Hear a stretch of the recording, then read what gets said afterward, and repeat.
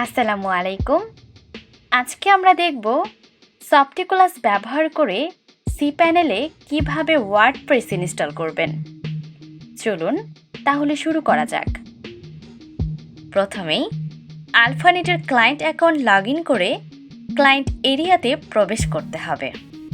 এরপর অ্যাক্টিভ সার্ভিসগুলোর মধ্য থেকে cPanel হোস্টিং সিলেক্ট করে অ্যাক্টিভ অপশনে ক্লিক করতে হবে।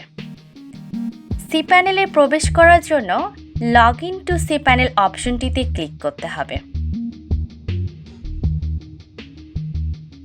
cPanel-এ প্রবেশ করার পর সফটওয়্যার সেকশন থেকে সফটিকুলাস অ্যাপস ইনস্টলে ক্লিক করতে হবে।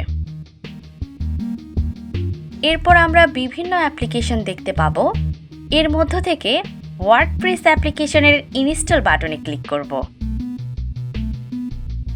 আমরা যে ওয়েবসাইটটিতে ওয়ার্ডপ্রেস ইনস্টল করব সেটি সিলেক্ট করে দিতে হবে এবং যে ভার্সনটি আমাদের প্রয়োজন সেটিও আমাদের সিলেক্ট করে দিতে হবে।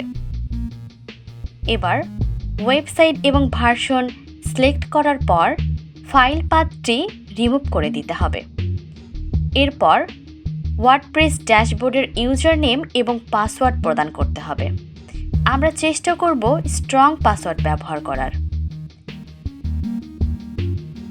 এরপরে ইমেল অ্যাড্রেসটি প্রদান করে ইনস্টল অপশনে ক্লিক করতে হবে।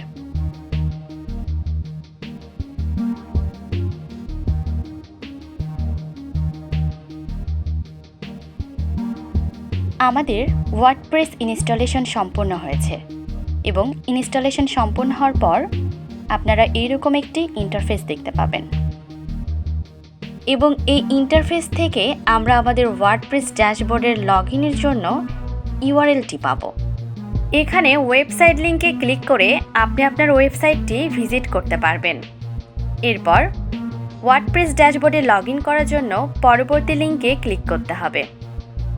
এরপর একটি লগইন পেজ পাবেন যেখানে আপনার ওয়ার্ডপ্রেস ইউজার নেম এবং পাসওয়ার্ডটি প্রদান করে লগইন বাটনে ক্লিক করতে হবে। এবার আমরা দেখতে পাবো খুব সহজেই আমাদের ওয়ার্ডপ্রেস লগইন সম্পূর্ণ হয়েছে। আশা করছি আপনারা বুঝতে পেরেছেন কিভাবে সফটিকুলাস ব্যবহার করে cPanel-এ ওয়ার্ডপ্রেস ইনস্টল করা যায়। ধন্যবাদ।